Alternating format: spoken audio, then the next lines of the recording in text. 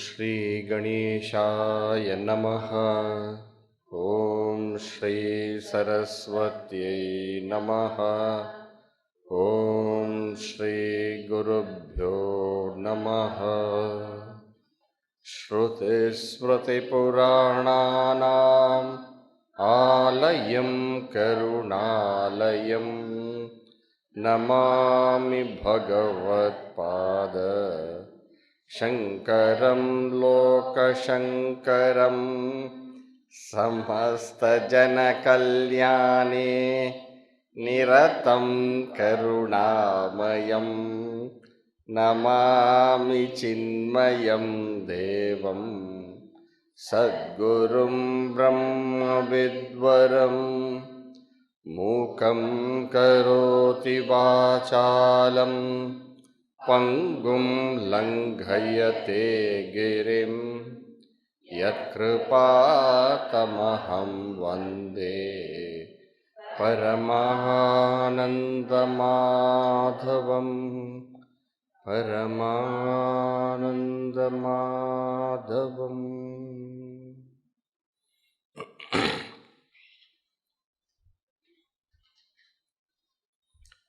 ब्रह्मणः जिज्ञासा ब्रह्म जिज्ञासा। ब्रह्म என்ற பதம் ஜன்மாத்யஸ்ய யதஹ என்ற பிறகு வரக்கூடிய சூத்திரத்தில்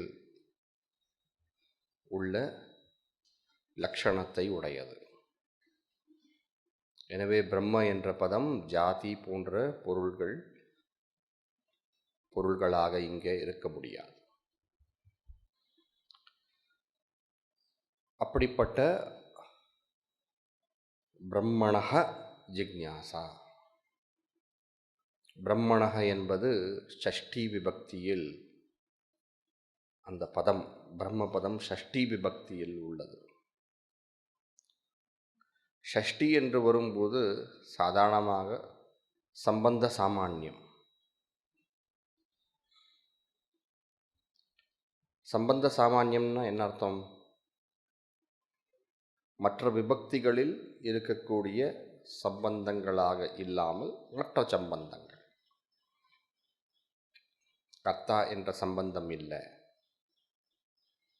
ஒரு வாக்கியம் வரும்பொழுது அந்த பதங்களினுடைய பதார்த்தங்கள் ஒன்றிற்கு ஒன்று சில சம்பந்தங்களை கொண்டு அர்த்தத்தை தெரிவிக்கின்றன. ராமஸ்ய புத்திரஹ தசரதஹ வனம் கச்சதி, இப்படி இருக்கு இல்லைங்களா? இப்போ வனம் இருக்கு, வனத்துக்கு ராமர் போறார். இப்போ ராமர் கர்த்தா, போவதற்கு செல்வதற்கு கர்த்தா ராமர். ராமஹ கச்சதி. இப்போ கர்த்தா செல்வது என்ற வினைக்கு சரியா? செல்வது என்ற வினைக்கு கர்த்தாயா, அது ஒரு சம்பந்தம். அது ஒரு சம்பந்தம். செல்வது கர்த்தாயார் ராமர். அந்த ராமர் எங்கே செல்கிறார்? அது கர்மம்.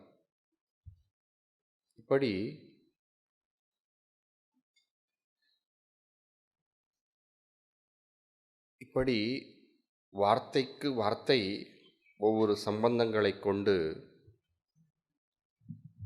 அந்த முழு வாக்கியார்த்தம் நமக்கு தெளிவுபடுகிறது.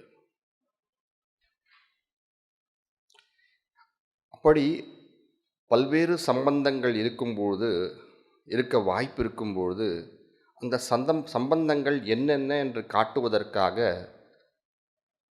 அந்த பதமானது சில விபக்தியில் இருக்கு. கர்த்தா என்ற சம்பந்தத்தை காட்டுவதற்காக முதல் விபக்தியோ திருத்தியா விபக்தியோ, கர்த்தரி பிரயோகம் கர்மணி பிரயோகம் அதற்கு ஏற்றவாறு, கர்ம என்பதை காட்டுவதற்காக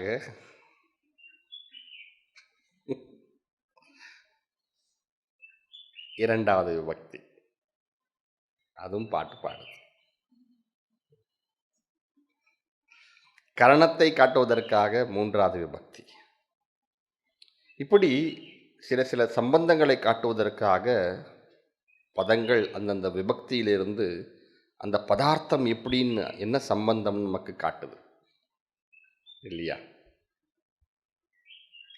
இப்பொழுது பிரம்மணஹா என்று இருக்கும் பொழுது இந்த ஷஷ்டி விபக்தி எதை காட்டுகிறது? இதான் இங்கே கேள்வி.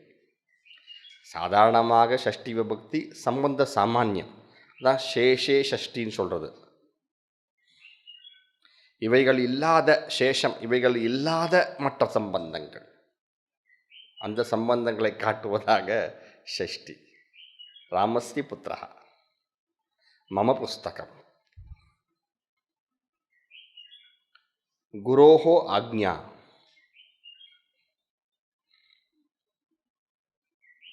இப்படி சில சாமானிய சம்பந்தங்களை காட்டுவதாக உள்ளது. அப்படி எடுத்துக்கணுமா? அப்படி என்றால் இல்லை. இப்போ நீ எப்படி எடுத்துக்கணும்? இதை கர்மணி ஷஷ்டியாக எடுத்துக்கொள்ள வேண்டும். கர்மணி ஷஷ்டி என்ன அர்த்தம்? இது ஷஷ்டியில் இருக்கும்போது அந்த வினையினுடைய கர்மத்தை என்றால் அந்த வினையினுடைய, இங்கிலீஷில் ஆப்ஜெக்ட், அந்த வினையினுடைய செய்யப்பட்ட பொருள் இல்லையா? அதன் அர்த்தம் செய்யப்பட்ட பொருள், அதை காட்டுவது.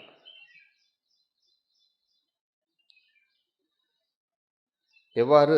கிரகம் கச்சதி. இப்போ கச்சதி என்ற வினைக்கு கிரகம் கர்மா. ராமஹ கிரகம் கச்சதி, ராமஹ கர்த்தா, கிரகம் கர்ம, வினையினுடைய கர்ம. கர்ம என்றால் இங்கே அந்த வினையினுடைய அடைப்படு பொருள், அந்த வினையினுடைய அடைப்படு பொருள், அது கிராமம்.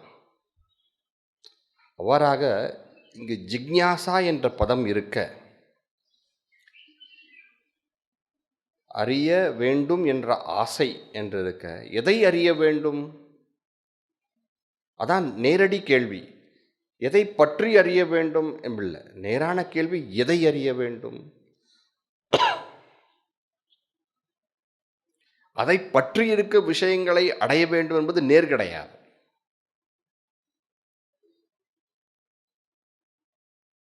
அதை பற்றி உள்ள, அந்த பொருளை பற்றி உள்ள மற்ற விஷயங்களை அறிய வேண்டும் என்பது நேர் கிடையாது. பிரம்ம ஜிக்ஞாசா என்று வரும்போது, ஜிக்ஞாசா ஞாத்தும் இச்சா, அறிய வேண்டிய ஆசை, அறிய வேண்டும் என்ற ஆசை. எதை அறிய வேண்டும் என்ற ஆசை, அதுதான் இங்கே அபேட்சை. அதுக்கு தான் இங்கே அபேட்சை இருக்கு. இல்லை, பிரம்ம லக்ஷணம், பிரம்ம ஜான, பிரம்மத்தை அடைவதனால் பிரயோஜனம், இதெல்லாம் நேர் இல்லை. இதெல்லாம் அறிய வேண்டாம் என்று சொல்லவில்லை, ஆனால் இது நேர் கிடையாது. ஜிக்ஞாசா என்ற வினைக்கு, ஜிக்ஞாசா அறிய வேண்டும் என்ற ஆசை என்ற வினைக்கு நேர் விஷயம் என்ன?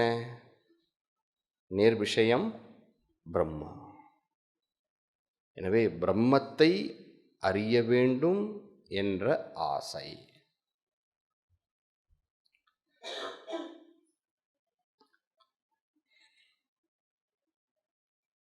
எனவே இதை கர்மணி ஷஷ்டின்னு சொல்றது உண்டு.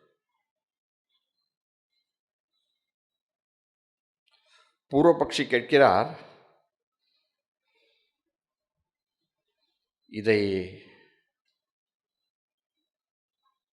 நாம் இதை படித்தோம்னாமா நனு சேஷ சஷ்டி பரிகிரகே படித்தோமா அது?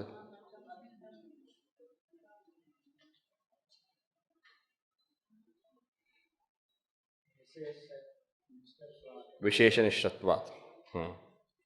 இல்லை இல்லை சேஷே சஷ்டின்னு எடுத்தால் கூட இந்த சம்பந்த சாமானியமே எடுத்துக்கொள்ளுமே, அப்போ கூட நீங்கள் சொல்கிறது அதுவும் தானாக தானே வரப்போகுது.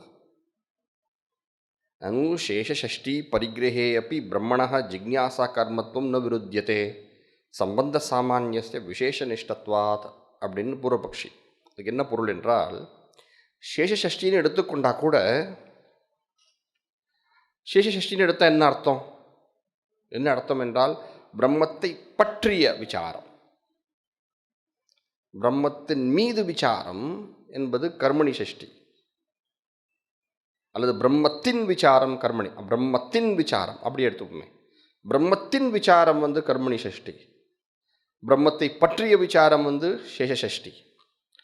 இப்போ பிரம்மத்தை பற்றிய விசாரம்னு வரும்போது கூட பிரம்மத்தை பற்றிய விசாரம்னா பிரம்மத்தை பற்றிய லட்சணம், பிரம்மத்தை பற்றிய பிரமாணம், பிரம்மத்தை பற்றிய சாதனம், பிரம்மத்தை பற்றி இப்படி பல வகையான விஷயங்கள் இருக்கும்பொழுதும் அதுலேயும் பிரம்மம் விசாரம் இருக்கே.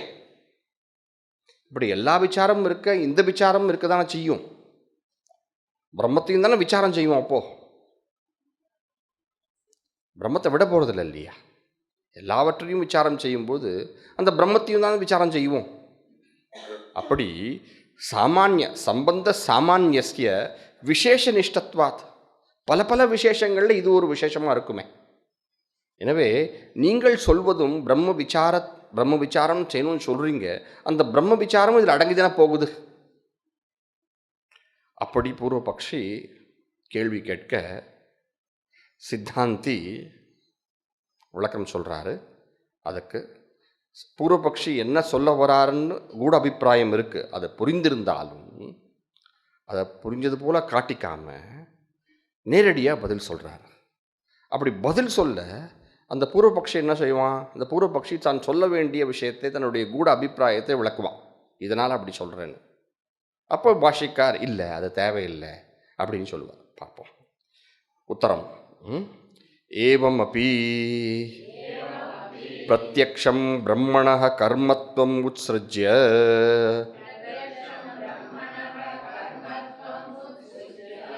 சாமான்யத்வாரேன பரோக்ஷம் கர்மத்வம் கல்பயதः வியர்த்தः பிரயாசः ஸ்யாத். ஏவம் அப்பி பிரத்யக்ஷம் பிரம்மணः கர்மத்வம் உத்ஸ்ருஜ்ய சாமான்யத்வாரேண பரோக்ஷம் பிரம்மத்வம் கல்பயதः வியர்த்தः பிரயாசः ஸ்யாத். இது சித்தாந்தி. ஏவம் அப்பி, ஏவம் அப்படின்னா நீ சொல்வது போல பல சாமானியத்தில் பல விசேஷங்கள் இருக்க. எனவே நீ சொல்வது போல அந்த லக்ஷணம், அந்த சாதனம், அந்த பிரமாணம் அதெல்லாம் விசாரம் செய்ய பிரம்மத்தை பற்றியும் விசாரம் இருக்கும். நீ சொல்கிறது ஏவம் அப்படி இருந்தாலும் கூட சாமானியத்தில் பல விசேஷங்கள் சேர்ந்தது தான் சாமானியம் இல்லையா? சாமானியம் என்ன? சாமானியம் சொல்லும்போது மரம்னு சொன்னால் அது விசேஷம், காடுன்னு சொன்னால் சாமானியம். பல மரங்கள் சேர்ந்தது தானே காடு. அப்படி பல விசேஷங்கள் சேர்ந்தது தானே சாமானியம் என்று நீ சொல்வது அது சரிதான். ஆனால் கூட பிரத்யக்ஷம் பிரம்மணः கர்மத்வம் உத்ஸ்ருஜ்ய ஜிக்ஞாசா என்று வரும்போது ஞாத்தும் இச்சா, அறிய வேண்டும் என்ற ஆசை, அறிய வேண்டும் என்ற ஆசை வரும்போது எதை பற்றி என்று நேரடியாக ஒன்று வேணும். நேரடியாக இங்கே இருப்பது பிரம்மம்தான். பிரம்ம லக்ஷணமோ பிரம்ம பிரமாணமோ பிரம்ம சாதனமோ இல்லை.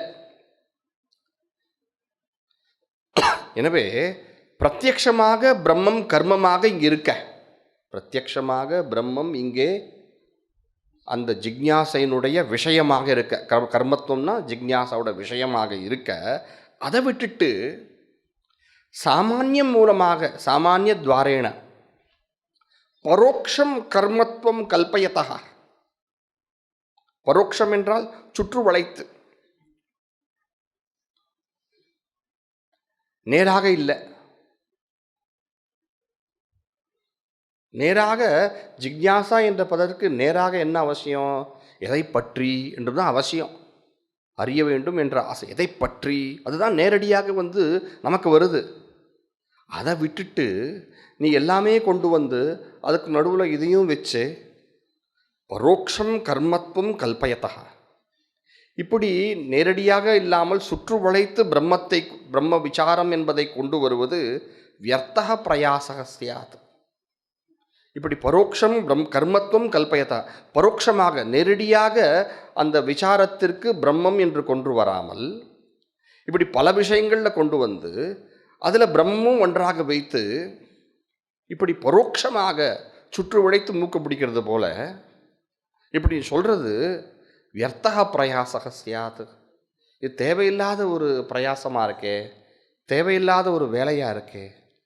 நேரடியாக பிரம்மத்தை விசாரம் செஞ்சுட்டு சூத்ரா தான் சொல்லுது.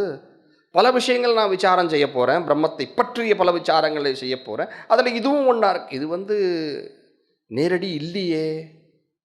அப்படி சித்தாந்தம். புரியுதுங்களா?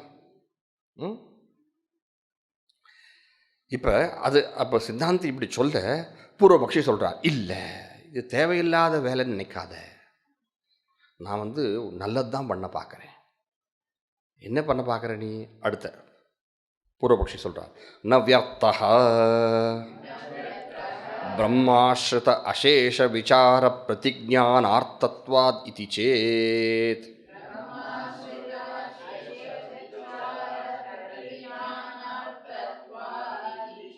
பிரம்மாஸ்ருத அசேஷ விசார பிரதிஜானார்த்தத்வாத் இதி சேத். ந வியர்த்தக, இது வீண். வியர்த்தக என்றால் வீண். ந வியர்த்தக என்றால் இந்த பிரயாசமானது வியர்த்தம் இல்லை. எந்த பிரயாசமானது வியர்த்தம் இல்லை?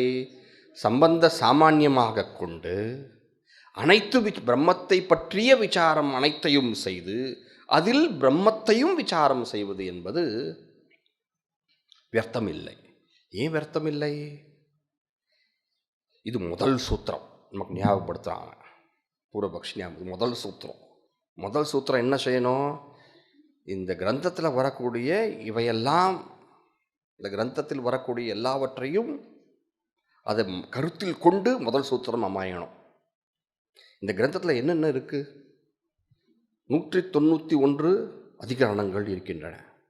191 அதிகரணங்கள் பிரம்மத்தை பற்றிய பல விசாரங்கள். அத்தியாயத்தையே பாருங்க. முதல் அத்தியாயம் என்ன? சமன்வய அத்தியாயம். அது பிரம்மத்தை பற்றிய விசாரம். எல்லா சாஸ்திரங்களும் பிரம்மத்தை பற்றி தாத்பரியமாக கொண்டுள்ளன. அப்படி தானே இருக்கு விசாரம் முதல் அத்தியாயம். அடுத்த அத்தியாயம் என்ன சொல்லுது? அடுத்த அத்தியாயம் அவிருத்தம். என்னென்னோ விசாரணங்கள் இருக்குதுல. சாங்கிய மதம் நியாய மதம், இப்படி பல மதங்கள் அதனுடைய கருத்துக்கள்லாம் சொல்ல அதை நிராகரிப்பது போல எப்படியோ தனியோ இருக்குது. ஸ்ருதி ஸ்மிருதி விருத்தம், ஸ்ருதி விருத்தம், இப்படியெல்லாம் பல விருத்தங்களை நீக்குவதற்கு பிரம்மத்தை பற்றி தான் விசாரம் இல்லை இல்லையா? பிரம்ம விசாரம் என்பது மட்டும் இல்லை இல்லையா? பிரம்மத்தை பற்றிய பல விசாரங்கள் இருக்கு இல்லையா? 3 அத்தியாயம் சாதன அத்தியாயம், கர்மமுக்திக்கு, இப்படி எத்தனையோ பிரம்மத்தை சம்பந்தித்த விசாரங்கள் எவ்வளவோ இருக்க, அதையெல்லாம் முதல் சூத்திரம் விசாரம் செய்ய போகிறோம் என்று பிரதிஜானம் செய்கிறது எவ்வளோ நல்லா இருக்கும் சூத்திரமே. வெறும் பிரம்ம விசாரம் இல்லாமல் முதல் சூத்திரமாக இருப்பதனால பிரம்மத்தை சம்பந்தித்திருக்கின்ற அனைத்து விசாரங்களும் இந்த பிரம்மசூத்திரத்தில் செய்கிறோம் அப்படி பிரதிஜானம் பண்ண சிறப்பாக இருக்கும் இல்லையா? ந வியர்த்தா, எனவே வியர்த்தம் இல்லை. இப்படி சேஷ சஷ்டி நீ சொல்கிறது சரிதான். ஜிக்ஞாசா என்று பதம் கேட்கும் போதே எதை பற்றி எதனுடைய அப்படின்னு தோன்றது உண்மைதான். நீ சொல்கிறதெல்லாம் சரிதான். ஆனால் கூட சேஷ சஷ்டியை எடுத்துக்கொண்டால் அனைத்து விசாரமும் இந்த கிரந்தத்தில் செய்யப்படுகிறது. இந்த சூத்திரக்காரானவர் இப்படி பிரதிஜானம் பண்றார். பிரதிஜை என்றால் அந்த தன்னுடைய நோக்கத்தை வெளிப்படுத்துகிறார். இதெல்லாம் செய்ய போகிறேன் என்று முதலிலேயே ஆரம்பத்திலேயே பிரதிஜை செய்கிறதா நம்ம எடுத்துக்கொள்ளலாம் இல்லையா? அப்ப என்ன இருக்கும்? அது வஸ்து சங்கர வாக்கியமாகும். நல்ல வஸ்து சங்கர வாக்கியம் இருக்கு, அதற்கு பிறகு எல்லாம் விவரணம் இருக்கு. அப்படி தானே? அப்படி எடுத்துப்போமே. ஜிக்ஞாசா என்ற பதம் கேட்கும் போதே எதனுடைய ஜிக்ஞாசா அப்படின்னு தோன்றது உண்மைதான். ஆனால் பொருளை இவ்வாறாக கொண்டால் சூத்திரக்காரர் பிரதிஜா செய்வது போல எடுத்துக்கொள்ள முடியும். எனவே நான் சொல்ற சேஷ சஷ்டி என்பது பிரம்மத்தை பற்றிய விசாரம் என்பது மிகவும் உன்னதமானது. அதுவே நன்றாக அமையும், விசேஷமாக இருக்கும். அப்படியே எடுத்துக்கணும். எனவே இது நான் சொல்கிறது வியர்த்தமாக நினைக்காத, கொஞ்சம் சுற்றி வளைச்சி மாதிரி தான் இருக்குது. ஆனால் கூட இதனால் நல்லது நிறைய கூடி உள்ளது அப்படின்னு சித்தாந்தி பூர்வபக்ஷி சித்தாந்திக்கு தன்னுடைய அபிப்பிராயத்தை, நல்ல எண்ணத்தை சொல்கிறார். வியர்த்தக பிரம்ம ஆஸ்ருத, பிரம்மத்தை பற்றி அசேஷ என்றால் எதையும் விடாமல், அசேஷ விசார, எல்லா விசாரங்களையும் பிரதிஜானார்த்தத்வாத், பிரதிஜை செய்யக்கூடிய பொருளில் உண்டாகும் சேஷ சஷ்டின்னு எடுத்துக்கொண்டான். இதி சேத் இப்படி இதுக்கு நான் காரணம் சொன்னா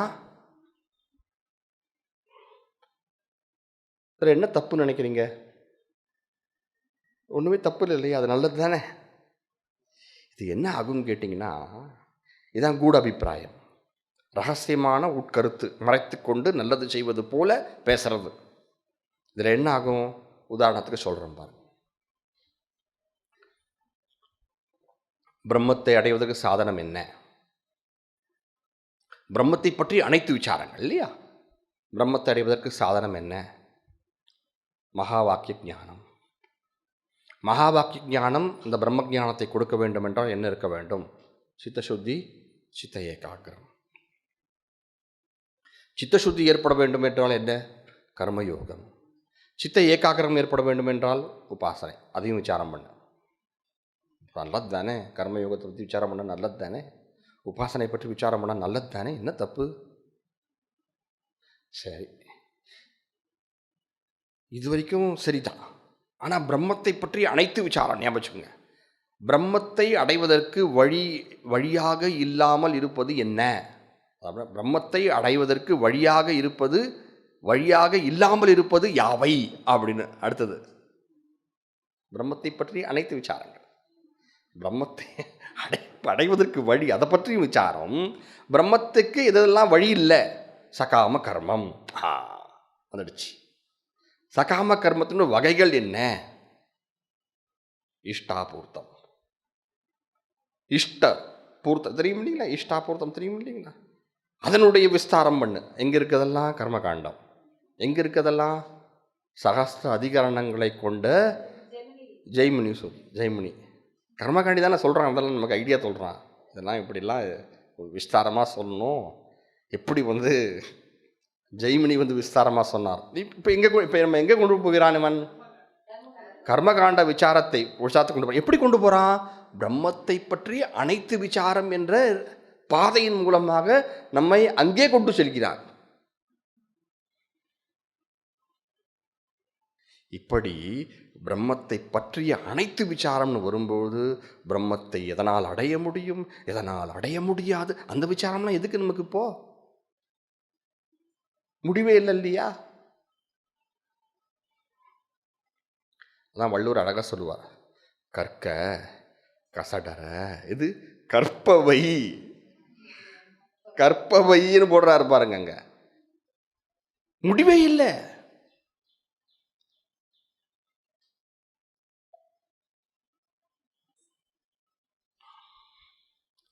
வேதித்தவ்யம் பரா அபரா என்று இருக்க, வைராக்கியம் உள்ளவன் பராவித்யக்கு தான் அவன் செல்ல வேண்டும். வேதித்தவ்யம், வேதித்தவ்யம் என்றால் அறியக்கூடிய பொருள்கள், அறியப்பட வேண்டிய பொருட்கள் இரண்டாக இருக்க. இதுவே வித்யை வேதித்தவ்யன்னு சொல்லிட்டு தத்ரா பரா அபரா ரிக்வேதோ யஜுர்வேதோ சாமவேதோ தர்வவேத சிக்ஷா கல்போ வியாக்கரணம் இதெல்லாம் படிக்க வேண்டிய இடம். கல்போ வியாக்கரணம் நிருக்தம் சந்தக ஜோதிஷமிதி அத்தபரா யயா ததக்ஷரம் அதிகம்யதே. அத்தபரா அங்கே தானே போகணும் நாம்.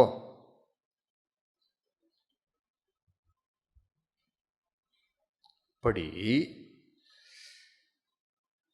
பிரம்மாஸ்ருத அசேஷ விசாரம்னு வந்தா அதில் எல்லாமே வந்துடும். தேவையானது வரும், அதாவது இந்த பாதைக்கு தேவையானது வரும், பாதைக்கு தேவையில்லாததும் வரும். எனவே உண்மையில் எது தேவையோ அது மட்டும் வந்தால் நமக்கு போதும். இது தேவையில்லையோ அது விட்டு போனால் நல்லது தான்.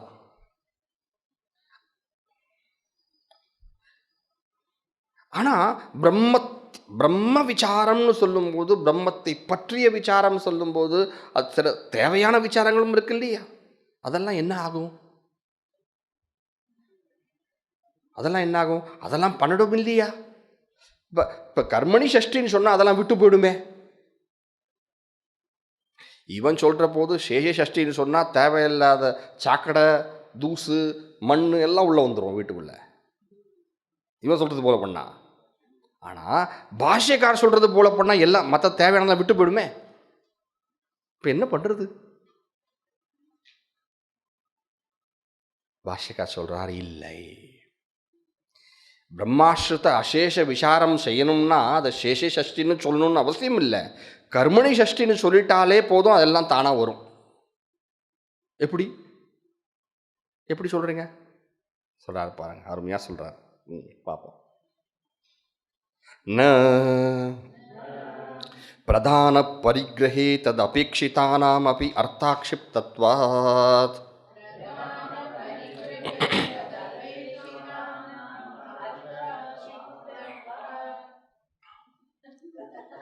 ந பிரதான பரிகிரஹே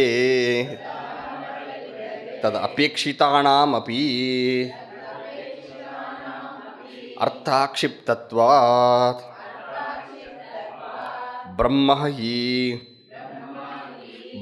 ஹி ஞானேன ஆப்தும் இஷ்டதமத்வாத் பிரதானம் தஸ்மின் பிரதானே ஜிக்ஞாசா கர்மணி பரிகிரஹேதே.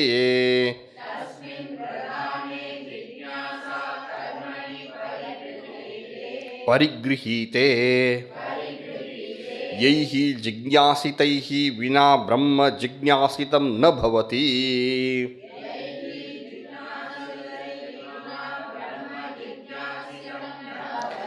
தானி அர்த்தாக்ஷிப்தானி ஏவ இதி.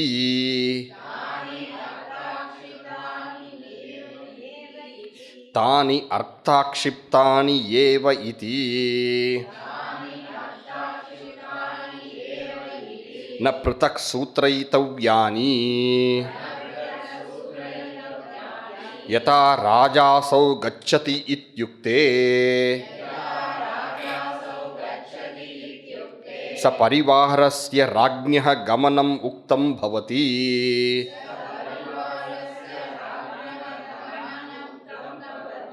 தத்வத் என்ன எழுதுறாரு? குழந்தைக்கும் புரிகிற மாதிரி எழுதுறாரு. அதுதான் விசேஷம். என்ன அர்த்தம்? அதாவது நோனா நோ தான், சரி. என்ன அர்த்தம்? இங்கே பிரம்மாஸ்ருத அசேஷ விசாரமும் கொண்டு வரணும்னா சேஷ சஷ்டி சொல்லணும்னு அவசியம் இல்லை. பிரம்மத்தை பற்றிய விசாரம்னு சொன்னாதான் பிரம்மத்தை பற்றிய அனைத்து விசாரமும் செய்யணும்னு அவசியம் இல்லை. பிரம்ம விசாரம்னு சொன்னாலே பிரம்மத்தை பற்றிய அனைத்து விசாரமும் சேர்ந்து வரும். எப்படிங்க சொல்றீங்க அது? பிரதான பரிகிரகே தது அபேட்சிதானாமபி அர்த்தாக்ஷிப்தத்வாத். பிரதானத்தை பிடிச்சா போதும், அந்த பிரதானத்தை கூட இந்த பிரதானத்தை சம்பந்தித்துள்ள அனைத்து அப்பிரதானங்களும் சேர்ந்து வரும். பிரதான பரிகிரகே தது அபேட்சிதானாம் அதுக்கு உபகரணங்களாக, அதற்கு சகாயங்களாக, அதனுடன் சம்பந்தித்து அதற்கு உதவி செய்யக்கூடிய விஷயங்கள் அனைத்தும் அவை யாவும் அது கூட அப்பி அர்த்தாக்ஷிப்தத்வாத். அர்த்தாக்ஷிப்தத்வாத்னா இங்கிலீஷில் இம்ப்ளைடுன்னு சொல்லுவோம். அது அதை சார்ந்த விஷயங்கள் எல்லாம் அந்த பிரதானத்தை கொள்ளும் பொழுதே அது தானாக இழுத்து கொண்டு வந்துவிடும்.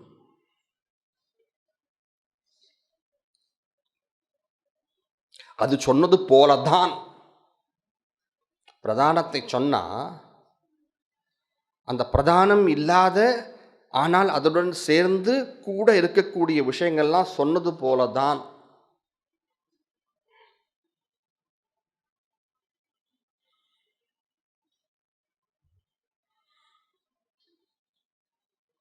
உதாரணம் அவரே சொல்லுவார், அதனால் நான் உதாரணம் சொல்ல போகிறது கிடையாது. பிரம்மஹி பிரதானம் எப்படி கண்டுபிடிக்கிறது? பிரதானத்தை சொன்னால் அந்த பிரதானத்துடன் சேர்ந்து இருக்கக்கூடிய மற்ற வஸ்துக்கள் எல்லாம் சொல்லாவிட்டாலும் அது சொன்னது போலதான், அது தானாக சேர்ந்து வந்துவிடும்.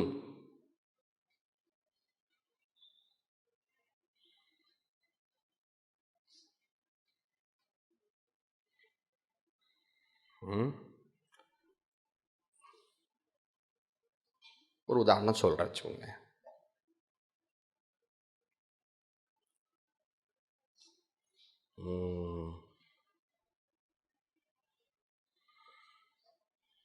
பார்ப்போம். தலைக்கு ஒரு வாழைப்பழம் கொடு, தலைக்கு ஒரு வாழைப்பழம் கொடு அப்படின்னு சொல்றான். ஒரு மனிதனின் பிரதானம் என்ன? தலை தான். ஆனா தலைக்கு ஒரு வாழைப்பழம் கொடுன்னு தலை பிரதானமாக இருந்தா கூட அதனால நம்ம என்ன புரிஞ்சுக்கிறோம்? அந்த முழு நபரையும் புரிஞ்சுக்கிறோம் இல்லையா? தலையை மட்டமா புரிஞ்சுக்கிறோம் நம்ம. ஆனா பிரதானத்தை சொல்லிட்டோம்.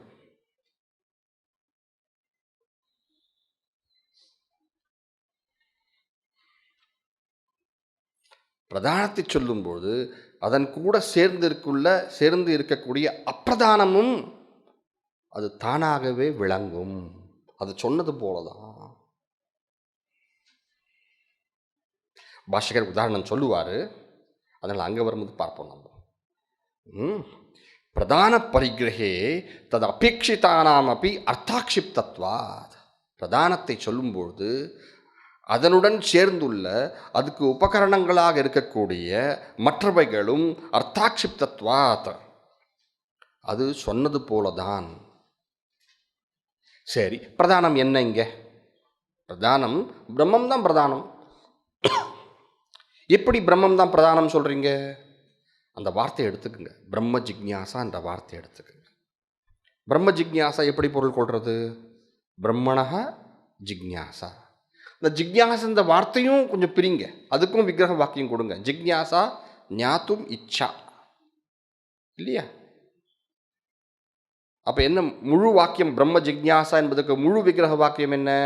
பிரம்மணஹ ஞாத்தும் இச்சா. இதென்ன முழு வாக்கியம். இச்சாவுடைய விஷயம் என்ன? இச்சாவுடைய விஷயம் என்ன? பிரம்மணஹ ஞாத்தும் இச்சா. இப்படி இருக்கு. எதன் மீது ஆசை? பிரம்மணஹ ஞாத்தும் இச்சா. அப்ப இச்சாவுடைய நேரடி விஷயம் ஞாத்தும், பிரம்மத்தை. அந்த ஆசை எதற்காக ஆசை? அறிவதற்கான ஆசை இல்லையா? அடுத்தது எதை அறிவதற்கு? பிரம்மத்தை அறிவதற்கு. அப்ப பிரதானமா என்ன இருக்கு அங்க? பிரம்ம ஞானம் தான் பிரதானமா இருக்கு. உண்மையில பார்க்க போனா இச்சா இதற்கு பிரதானமா என்ன? இந்த பிரம்ம ஞானம் தான் பிரதானம். இப்ப பிரம்மத்தை அறிவது என்பதுதான் பிரதானமா இருக்குங்க. இப்ப பிரம்மத்தை அறிவதுன்னா எதை அறிவது? பிரம்மத்தை அறிவது. பிரம்மம் தானே பிரதானமா இருக்கு.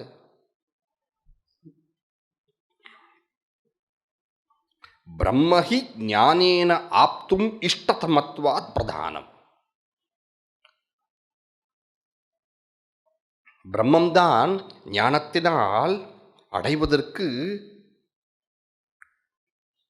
இஷ்டதமம். இஷ்டதமம்னா இஷ்டதமம் என்றால் அந்த கர்மத்தில் அந்த அறிவதற்கு அந்த ஞாத்தும் இச்சா ஜிக்ஞாசா என்ற அந்த வினைக்கு பிரதானமாக இஷ்டமாக இருப்பது என்ன? பிரம்மம்தான். எனவே பிரம்மம் பிரதானம். தஸ்மின் பிரதானே ஜிக்ஞாசா கர்மணி பரிகிரஹேதே. அப்படி ஜிக்ஞாசா என்ற பதத்தினுடைய கர்மமாக விஷயமாக இருக்கக்கூடிய பிரம்மம் அதை எடுத்துக்கொண்டால்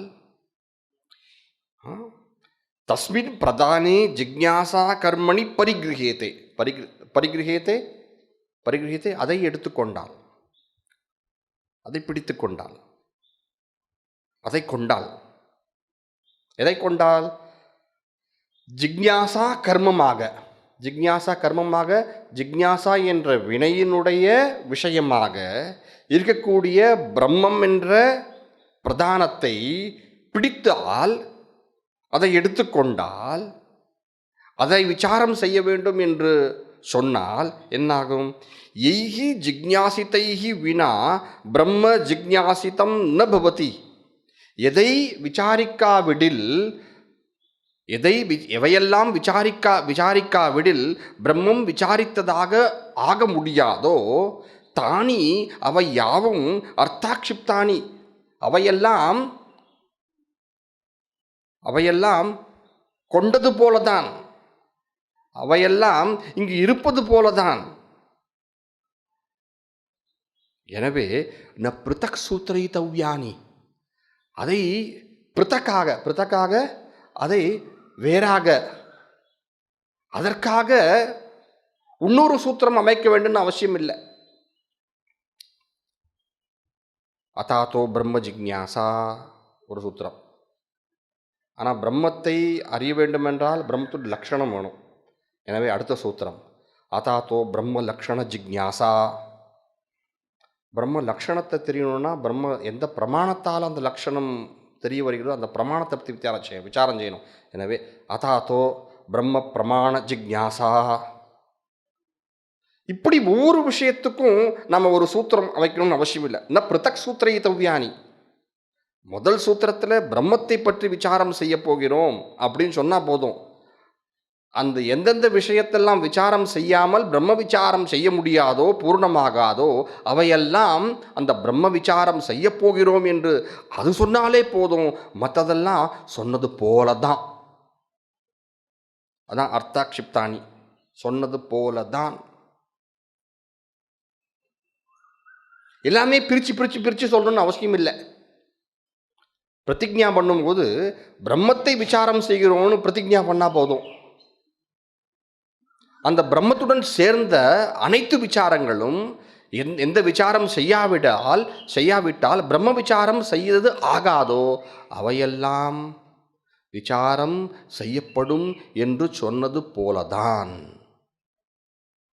வேறாக ஒரு சூத்திரம் அதையும் விசாரம் செய்கிறோம், இதையும் விசாரம் செய்கிறோம். அப்படி வெவ்வேறாக பிருத்தக்காக ஒவ்வொரு சூத்திரம் புதிதாக எழுதப்பட வேண்டும். அப்பொழுதுதான் அதையும் பிரதிஜ்ஞா செய்தார் வேதவியாசர் என்று சொல்றது கிடையாது.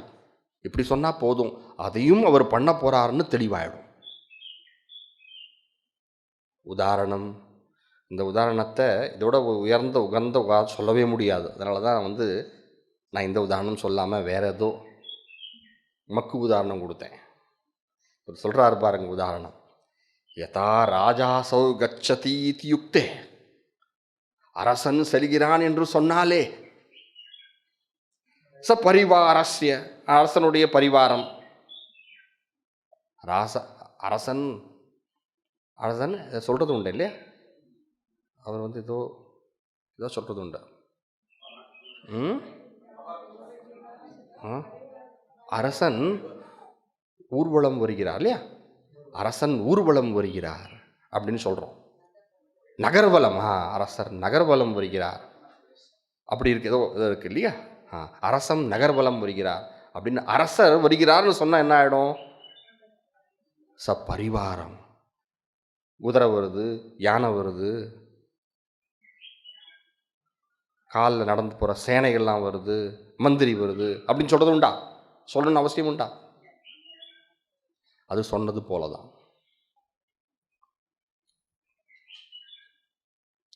அரசர் வருகிறார் என்று சொன்னால் அது சொன்னால் போதும். அரசர் வருகிறார், அவர் கூட சேர்ந்து அந்த கொடையெல்லாம் எடுத்துகிட்டு வருவாங்க இல்லையா, அவரும் வருகிறார்கள். அப்புறம் அந்த அந்த அந்த என்ன சொல்கிறது, அந்த முரசு அடிக்கிறவங்க வர்றாங்க, அவரும் வரான்னு சொல்லணுமா? அரசர் வராருன்னா அவர் தானாக நடந்து வருவார், உன்னை என்னையும் போல பரிவாரத்துடன் வரப்போறாரு அவரு. இப்போ அரசர் வருகிறார்னு சொன்னா இதெல்லாம் வந்தது போல தானே அர்த்தம். அவ்வாறாகவே வேதவியாசர் முதல் சூத்திரத்தில் பிரம்மத்தை விசாரம் செய்கிறோம் அப்படின்னு சொன்னா போதும். எதை விசாரம் செய்யாவிடில் பிரம்ம விசாரம் செய்ய முடியாதோ, செய்ததாக ஆகாதோ, அவை அனைத்தும் விசாரம் செய்ய போகிறோம் என்று அவர் சொன்னது போலதான். அதனால சேஷே சஷ்டி மூலமாக பிரம்ம சம்பந்த விசாரங்கள் கொண்டு வர வேண்டிய அவசியம் இல்லை. இப்போ எதை சொல்ல வரார் என்றால், எது பிரதானமோ அது பிரதானமாக இருக்கணும், எது அப்பிரதானமோ எது கவுனமோ அது கவுனமாக இருக்கணும். இதில் இங்கிலீஷில் அழகாக சொல்லுவாங்க, ஃபர்ஸ்ட் திங்ஸ் ஃபர்ஸ்ட். கேட்டிருக்கீங்களா? First things first. இன்னொரு வாக்கியமும் அழகாக இருக்குது இந்த விஷயத்தில். Everything has a place, but everything in its own place. Everything has a place, but everything in it's right place.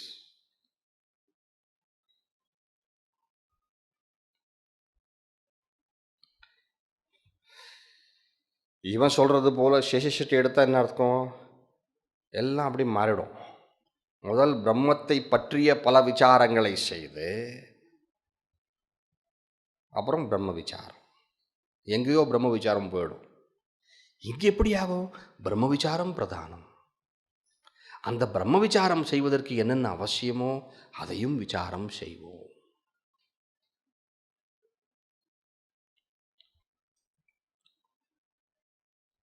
அதனால இப்படி கர்ம சஷ்டி கொள்ளும்போது, கர்மணி சஷ்டி கொள்ளும்போது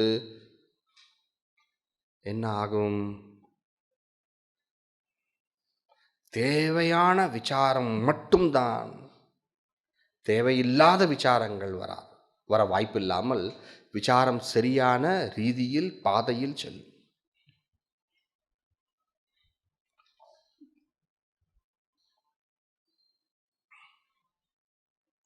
There will be the right focus. அதான் விஷயம். அங்கும் மனம் சிதறாது.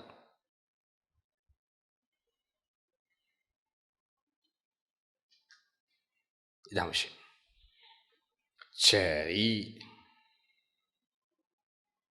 அது மட்டும் இல்லை, பாஷ்யக்கார் சொல்ற அது மட்டும் இல்லை, வேற ஒரு முக்கிய காரணம் இருக்கு நான் அப்படி சொல்றதுக்கு. ஏனென்றால் சூத்திரமானது பல அதிகரணங்களில் இருக்க, அந்தந்த அதிகரணங்களுக்கு அந்தந்த அதிகரணங்களுக்கு விஷயம்னு இருக்கு. என்ன விஷயம் அதிகரணங்களுக்கு? எந்த உபனிஷத் வாக்கியத்தை விசாரம் செய்கிறோம்னு இருக்கு.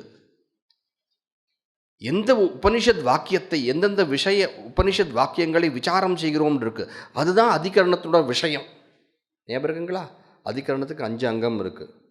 விஷயோ விஷயச்சைவ விஷயோ விஷயச்சைவ பூர்வபக்ஷஸ்ததோத்தரம் சங்கதச்சேதி பஞ்சாங்கம் சாஸ்திரேதிகரணம் மதம் சாஸ்திரேதிகரணம் ஸ்மிருதம். அதிகரணம் என்பதில் 5 அங்கங்கள் இருக்கு. முதல் விஷயம் விஷயம்தான். அடுத்தது சந்தேகம், விஷயோ விஷயச்சைவ. அடுத்தது பூர்வபக்ஷம், அடுத்தது சித்தாந்தம், அடுத்தது சங்கதி, முன்பு உள்ள பின்பு உள்ள அதிகரணத்தினுடைய சங்கதி. இப்படி இருக்க ஒவ்வொரு அதிகரணத்திலும் முதல் அங்கம் விஷயம். அந்த விஷயம் எது விஷயம்? எந்த உபனிஷத் வாக்கியங்களை பற்றி விசாரம் செய்கிறோமோ அது விஷயம். உபனிஷத் வாக்கியம் அதிகரணத்தினுடைய விஷயம். எனவே இந்த சூத்திரமானது அந்த உபனிஷத் வாக்கியத்தை சார்ந்து இருக்க வேண்டும். அப்படின்னு என்ன அர்த்தம்? உபனிஷத் வாக்கியம் எப்படி இருக்கோ அதே போல அதே கருத்தை இந்த சூத்திரமும் கொண்டு வரணும் தனக்குள்ள. அப்போதான் சூத்திரம் விசேஷம். எனவே இந்த பொருளை புரிய வேண்டும் என்றால் இது ஷஷ்டி கர்மணி ஷஷ்டியா அல்லது சேஷ ஷஷ்டி என்ற எப்படி உபனிஷத் சொல்லுதுன்னு நீங்க பாருங்க. அதுக்கேற்ற மாதிரி இங்க இருக்கணும். அடுத்த படிப்போம். ஸ்ருத்யனுகமாச்ச. ஸ்ருத்யனுகமாத். ஸ்ருதி என்பது மூலஸ்ருதி. எந்த ஸ்ருதி இங்க விஷய வாக்கியமா இருக்கோ அந்த மூலஸ்ருதி, அதான் ஸ்ருதி. ஸ்ருதி அனுகமாத். அனுகமாத் என்றால் அதை அனுசரணம் செய்வதாக இருப்பதனால். அப்படின்னு அர்த்தம். கர்மணி ஷஷ்டி என்று எடுத்துக்கொண்டால் அப்பொழுதுதான் இந்த சூத்திரம் ஸ்ருதியை அனுசரணம் செய்கிறது, அனுசரணம் செய்வதாக இருக்க முடியும். சேஷே ஷஷ்டி என்று எடுத்துக்கொண்டால் அந்த ஸ்ருதி வாக்கியம் போல இந்த சூத்திரம் கிடையாது என்று ஆகிவிடும். அது வேண்டவே வேண்டாம். சூத்திரக்கார் ஸ்ருதியை அனுசரித்து அவர் சூத்திரத்தை எழுதியுள்ளார். இப்படிதான் இருக்கணும். ஏன்னா இந்த பிரம்மசூத்திரம் என்பது ஸ்ருதியை விளக்குவதாக உள்ளது. அப்ப விஷய வாக்கியம் என்ன? இந்த அதிகரணத்துக்கு விஷய வாக்கியம் நம்ம எல்லாருக்கும் தெரிந்த விஷய வாக்கியம் தான். யதோ வா இமானி பூதானி ஜாயந்தே தான் சொல்றார். யதோ வா இமானி பூதானி ஜாயந்தே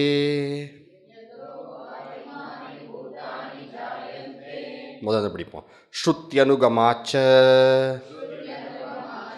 யதோ வா இமானி பூதானி ஜாயந்தே. நீங்க எப்படி படிப்பீங்க? யதோ வா இமானி பூத யதோ வா இமானி பூதானி ஜாயந்தே ஜாதானி ஜீவந்தி யத் பிரயந்த்யபிசம்விஷந்தி தத் விஜிக்ஞாசஸ்வ இத்யாத்யாஹ. இருக்கு இல்லையா? யதோ வா இமானி பூதானி ஜாயந்தே. படிக்கலாமா? முதல்ல படிப்போம். ஸ்ருத்யனுகமாச்ச யதோ வா இமானி பூதானி ஜாய இத்யாத்யாஹ ஸ்ருதயஹ தத் விஜிக்ஞாசஸ்வ தத் பிரம்ம இதி பிரத்யக்ஷமேவ பிரம்மணः ஜிக்ஞாசா கர்மத்வம் தர்ஷயந்தி.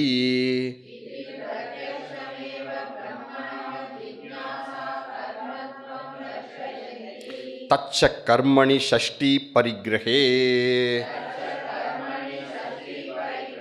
சூத்ரேண அனுகதம் பவதி. தஸ்மாத் பிரம்மணः இதி கர்மணி ஷஷ்டி. ஸ்ருத்யனுகமாச்ச ஸ்ருதியை அனுசரித்து இருப்பதாக உள்ளாகும். எனவே எந்த ஸ்ருதி? யதோ வா இமானி பூதானி ஜாயந்தே ஏன ஜாதானி ஜீவந்தி யத் பிரயந்த்யபி சம்பிஷந்தி அப்படின்னு வர ஸ்ருதி எப்படி முடியுது கடைசியில் பாருங்க. தத் விஜிக்ஞாசஸ்வ, அதை அறிந்து கொள், அதை விசாரம் செய். எது எது பிரம்மமோ அதை. அப்படி நேரடியாக பிரத்யக்ஷமேவ, நேரடியாக பிரம்மத்தை ஜிக்ஞாசா என்ற வினையினுடைய கர்மமாக, வினையினுடைய செய்யப்படு பொருளாக தர்ஷயந்தி. இவ்வாறான ஸ்ருதிகள் இவ்வாறாகவே நமக்கு காட்டுகின்றன. பிரம்மத்தை பற்றிய விசாரம் நாங்கள் இல்லை இல்லையா? அந்த ஸ்ருதி என்ன சொல்லுது? பிரம்மத்தை விசாரம் செய், தத் விஜிக்ஞாசஸ்வ, அதை விசாரம் செய்தன சொல்லுது. அதை பற்றி விசாரம், அதை பற்றிய பல பொருள்களை விசாரம் செய்யணும் சொல்லியிருக்கா. அதை பற்றிய விஷயங்களை விசாரம் செய்ய வேண்டாம் நான் சொல்லலை, அது என்னுடைய கருத்து இல்லை. ஆனால் ஸ்ருதியை அனுசரணம் செய்ய வேண்டும் சூத்திரம். இவ்வாறு பிரத்யக்ஷமேவ, பிரத்யக்ஷமேவனா சாட்சாத், நேரடியாக,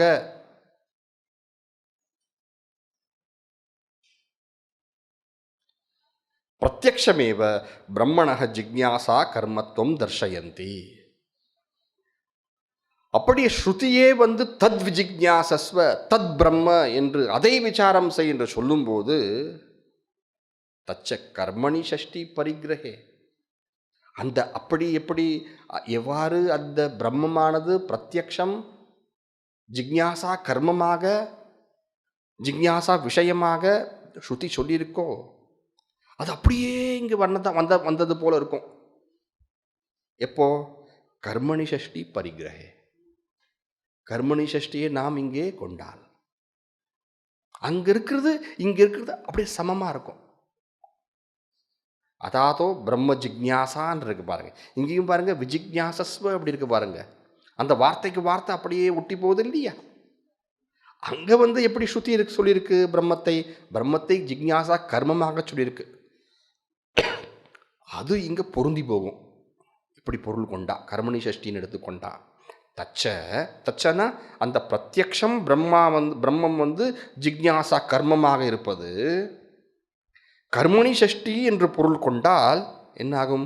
சூத்திரேன அனுகதம் பவதி, சூத்திரமானது ஸ்ருதியை அனுகதம் செய்கிறது என்பது தெளிவாகும். சின்ன சின்ன விஷயங்கள் கூட அவசியம். பொருள் எத்தனையோ சொன்னார், யுக்திகள் எத்தனையோ சொன்னார், ஆனால் கடைசியில் எங்கே முடிக்கிறார் பாருங்க பாஷ்யக்கார்? ஸ்ருதியில் முடிக்கிறார். இங்கே தான் விஷயமே இருக்கு. எவ்வளவுதான் யுக்திக்கு நாம் முக்கியத்துவம் கொடுத்தாலும் இறுதியில் ஸ்ருதியை சரணாகதி செய்யணும். தஸ்மாத், எனவே பிரம்மணஹ இதி, பிரம்மணஹ என்ற பதம் கர்மணி ஷஷ்டி, இந்த பிரம்மணஹல இருக்கக்கூடிய அந்த அந்த பிரம்மணஹ என்ற அந்த விகுதி இருக்கு இல்லைங்களா, அது அந்த ஷஷ்டியானது எது? அது கர்மணி தான், சேஷம் கிடையாது. கர்த்தரிக்கு வாய்ப்பே கிடையாது, அது கொண்டு வர வேண்டிய அவசியமே இல்லை இல்லையா?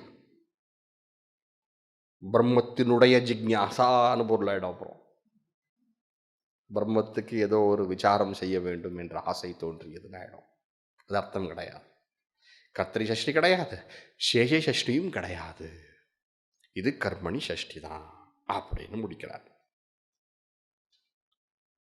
எனவே ஸ்ருதி சூத்திரையோகோ ஏகார்த்தத்துவ லாபாத், ஸ்ருதிக்கும் சூத்திரமும் ஒரே பொருளாக இருக்க வேண்டும். இந்த லாபம் கிடைக்கும் கர்மணி சஷ்டி எடுத்தா. ஸ்ருதி சூத்திரையோகோ ஏகார்த்தத்துவ லாபாத், புரியுது இல்லைங்களா உங்களுக்கு? ஸ்ருதி சூத்திரையோகோ ஏகார்த்தத்துவ லாபாத், ரத்னபிரபா வியாக்கியானம். ஸ்ருதிக்கும் சூத்திரத்துக்கும் ஒரே நேரான அர்த்தம், ஒரே அர்த்தம், வித்தியாசமான அர்த்தம் இல்லை, ஒன்றான அர்த்தம், ஒருபாடான அர்த்தம் என்பது விளங்கும். எனவே இதை கர்மணி சஷ்டி என்று கொள்வது தகும் அப்படின்னு முடிக்கிறார்.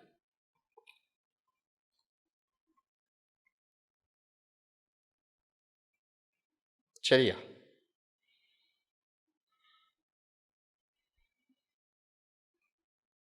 இப்போ என்ன முடிஞ்சிருக்கு? அத முடிஞ்சிருக்கு இல்லையா? அத பிறகு, அத்தஹ எனவே, பிரம்மணः ஜிக்ஞாசா இல்லைங்களா? பிரம்ம ஜிக்ஞாசா என்பதில் பிரம்மணः ஜிக்ஞாசா, அதில் பிரம்மம் முடிஞ்சது, அந்த ஷஷ்டி விபக்தி முடிஞ்சிருக்கு. இப்போ என்ன இருக்கு? இப்போ ஜிக்ஞாசா இருக்கு. ஒரே வார்த்தை மிஞ்சி இருக்கு. ஜிக்ஞாசானா என்ன? ஒன்றும் பெரிய விஷயம் கிடையாது. ஞாத்துமிச்சா ஜிக்ஞாசா அப்படி. பிரம்ம ஜிக்ஞாசா பிரம்மண ஜிக்ஞாசா அவ்வளோதான். பிரம்மம் என்ன, ஷஷ்டி விபக்தினா என்ன சொல்லிட்டாரு. பாருங்க பாஷ்யம் பாருங்க. பதைஹி சூத்ரானுசாரிபிஹி, சூத்திரத்துக்கு எப்படி ஸ்ருதி சூத்திரத்தை அனுசரித்து இருக்கிறதோ அதே போல பாஷ்யம் சூத்திரத்தை அனுசரித்த போது பாருங்க, ஒவ்வொரு வார்த்தையை எடுத்து அதுக்கு விளக்கம் சொல்லிட்டு போறாரு பாருங்க. ஒரு விபக்தியை கூட விடுறதில்லை அவரு, அதுக்கும் பொருள் சொல்றாரு. இப்ப ஜிக்ஞாசா என்ற பதம் பார்ப்போம். ஞாத்தும் இச்சா ஜிக்ஞாசா,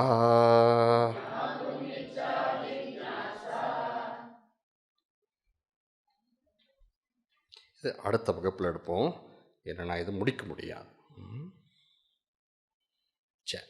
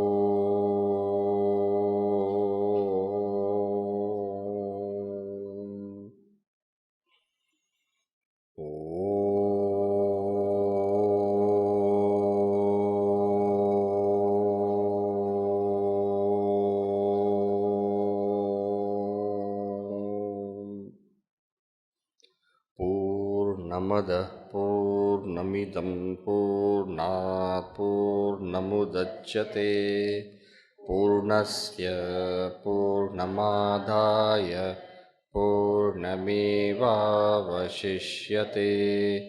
ॐ शान्ति शान्ति शान्तिः। हरिः ॐ श्रीगुरुभ्यो नमः।